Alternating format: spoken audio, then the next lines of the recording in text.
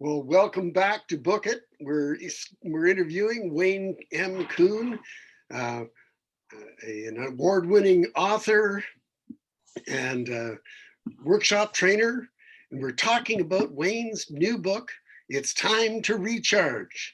Wayne, we've been slogging our way through this, and it hasn't seemed like a slog. It's been really fascinating, and we've made it all the way so far up to chapter 9, which is entitled Be Accountable.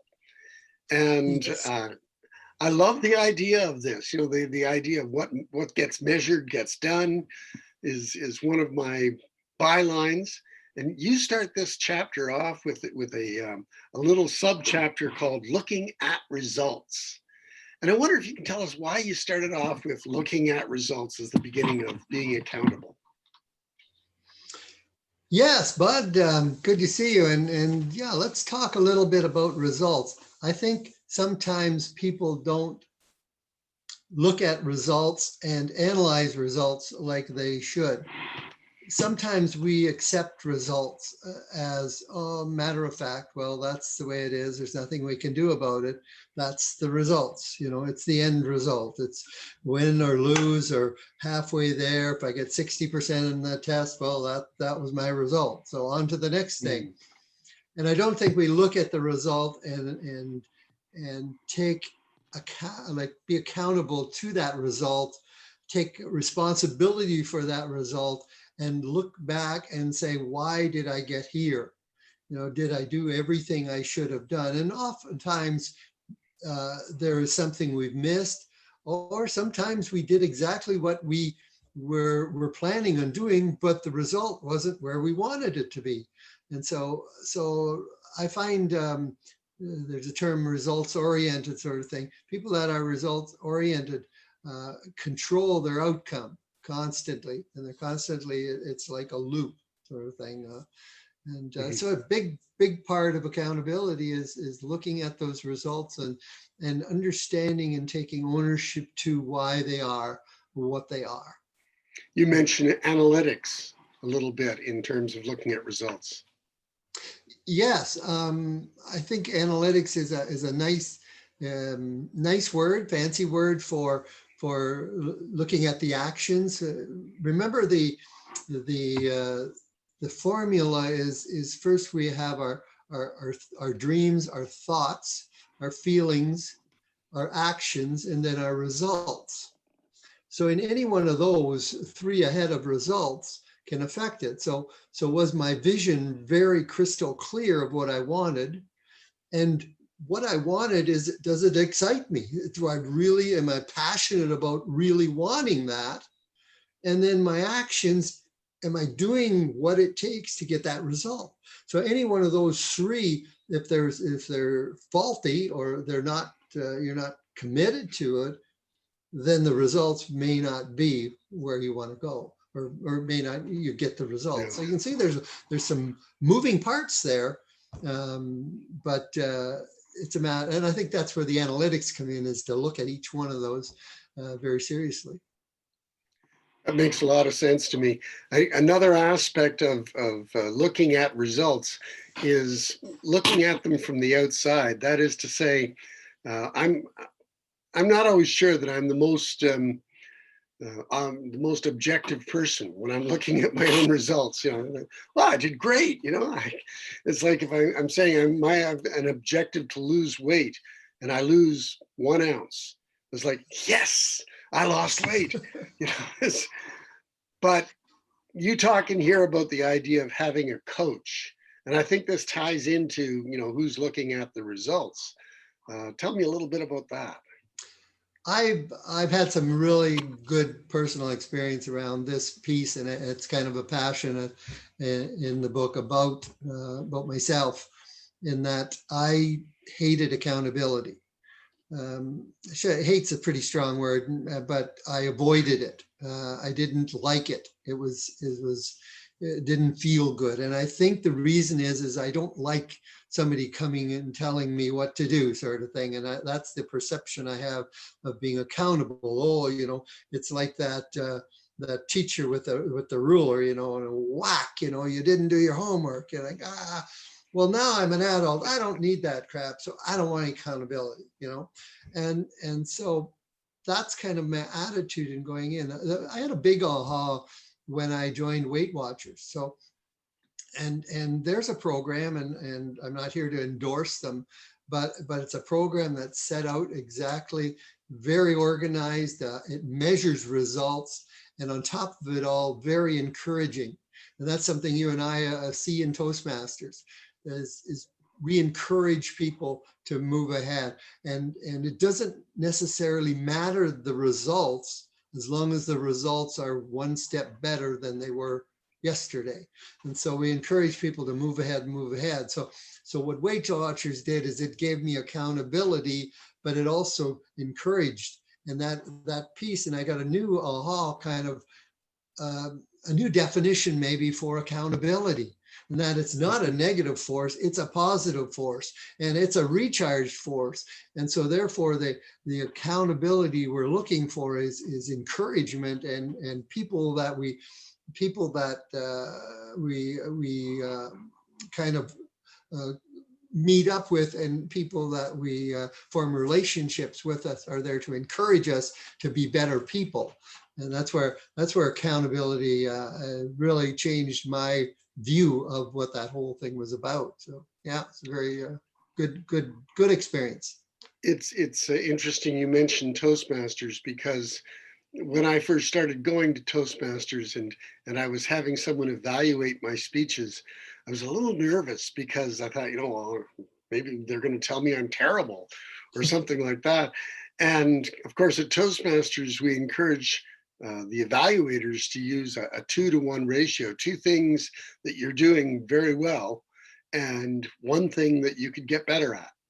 Mm-hmm. And you notice it's not one thing you're doing badly, but one thing you could get better at. And I always have the impression that the best coaches, that's what they're doing. They're encouraging their players in what they're doing right. They're saying, look, the one place you're missing here is you're not hitting the ball hard enough, or you're not, just whipping the ball just at the last moment to get a little more speed out of it. And I want you to try that. And so they're giving insights as to how to get better. Has that kind of been your experience with coaches in your career? I think that's what we need as human beings, is that degree of encouragement. In chapter, I believe 2 and 3, when I talk about the kitchen table, that encouragement, I think, didn't exist in a lot of our youth and a lot of our background. It was more or less succeed by intimidation, and so that friendliness about accountability isn't there. And some of the coaches I see right now are brutal. They don't have the understanding and empathy of where the person is going. It's just kind of a push. And to me, that's a turnoff. I guess I'm soft that way. I don't know, but I need the encouragement to move ahead. And I think that's where, even in business, like if you have an employee, and it's very beneficial to say, hey, I really like the job you're doing. You've done this, you're really looking after this. Now, how about we try doing this in this project and see how that works? In other words, let's jump ahead one more step, and you'll get much better, much stronger results with that recharge attitude, with that positive attitude, and your productivity will excel. And that's where a good coach is worth their weight. If I look at any of the top real estate salespeople that are running big teams and big organizations, they all have coaches, and sometimes 2 and 3. So definitely something that I promote. Yeah. You broadened out the definition of coach a little bit in your book, and in a way that really appealed to me. But it was an area I've never really thought in terms of coaching, and that is coaching for life. And I thought, what an interesting approach. Where did you go with that? I think the realization is, I've heard the term life coach, and and I think it's sometimes used loosely, because to me, no one can be my life coach. Maybe it's my therapist and I'll sit down there and tell them all my problems. I don't know. But I look at coaching as very specific areas of your life. If I want to look at my financing, I'm not going to go to my plumber and say, hey, like, I'm not doing too well here. Do you want to look at my bank? In other words, you want people that are experts in the field that you're working in. And so I break it down into different areas. Financing is just one. Health is a good one, to build your body up, because if you have a healthy body, a healthy mind, then everything else tends to fall in place. So there's different things like that. Relationships, whatever area that you're struggling in, go to somebody that is an expert in that field or has had good results in that field, and therefore, and that person, hopefully will encourage you. And I find a lot of successful people are willing to coach, or are willing to offer their advice, because they have nothing to lose. They're already feeling good about what they did. They've already accomplished things. So they're eager to help those that are climbing the ladder. So definitely, that's what I mean about a life coach is start looking at the people. And a lot of people do this automatically, not knowing, and that they pick people in the fields that they're moving ahead in. So yeah, it's good. Good. You actually head in that direction a little more directly in your book, and when you talk about the difference between coaching and mentoring. And you have a whole section on mentoring, and I wonder if you could Yes. talk a bit about the distinction that you make Yes. between those two. I got a definition of that was quite simple, in that one you pay and one you don't. Which I thought, I kind of look at those, and you see a lot of people wanting to offer coaching services for $1,000 a month. I'll coach you and this and that.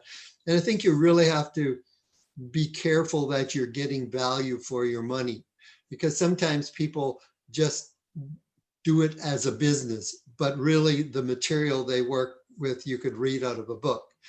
So you want somebody that's very specialized in that field. Whereas a mentor, and I think I mentioned in my book, is my father-in-law, I always felt was a good mentor. A mentor is more of a listener, and won't tell you what to do, but more or less listen to what you're doing, and ask sometimes the tough questions. My father-in-law and I remember we used to go fishing, and we'd fish for hours and not say a word. Then we'd get into a discussion, and he was a man that said very few words, but when he said them, they were profound. And so he would give advice, of what I should do and this and that, more or less advice from his life experience. And I think that that's a more of a mentor to me. Is you may be a mentor to one of your daughters, you may be a mentor to your nephew. Maybe there's somebody at church that just needs an extra friend, sort of thing, that you can mentor through a difficult time. So I think there's all kinds of opportunities for mentoring. Mentoring doesn't have a time frame. It could be for life. It could be through a period of time that you're going through. Whereas coaching tends to be, okay, I'm going to coach you for a year, you're going to pay this much, and this is what we'll do. It's a little different. So yeah, that to me is the difference between mentoring and coaching. Or so coaching is more of a formal relationship, whereas mentoring can be just a bonding of two great minds. You and I have been mentors to each other for a number of years now. And as a result, it's not surprising that we both joined the same mastermind group. And this is something that I think it was Dale Carnegie that I first saw talk about a mastermind group. That's many, many years ago. But maybe you could tell our listeners what a mastermind group is about, and how it came to be in this section of your book.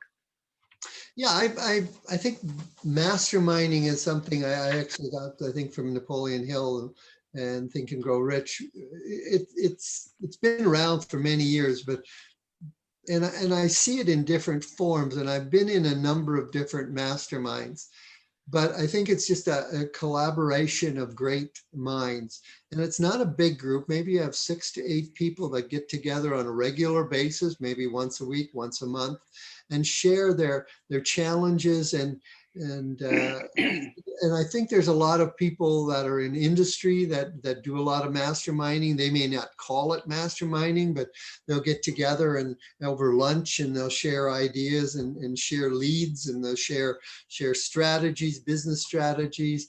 They'll present a problem, and somebody at the table may have a solution or things like that. In a less formal way, as I've been into organizations where we have structures where you start off the mastermind with some good positive input. What wins did you have this week? What successes did you have? You could do that in a sales group. What sales did you make that were really exciting? And then what areas are you having challenges in? And so you all feed back. And then what are your plans in the next week? What activities are you going to have? So you start getting accountability through your mastermind group as well. So masterminds can be very informal or they can be more formal depending on what you want to set up. But yeah. And speaking of formal, I will give our listeners the information without going into too much detail that in your book, you actually go into some ideas for how to set up a structure of a mastermind and how to have an agenda for that. Don't talk about that. Make them read the book. Yeah, it's like I said, there's some variables there, but I do put together a more of a formal thing that can be followed, and everything. There's always flexibility. But I encourage people to stay to the building blocks so that it doesn't get watered down, and things that get watered down tend to get washed away. And, they're kind of watery. So yeah, excellent, good. Well, this has been great, Wayne. We're going to get together again tomorrow to talk about chapter 10 of your book, which is basically about building relationships, and I can't wait to get into that. There's some really good stuff that you've got in there.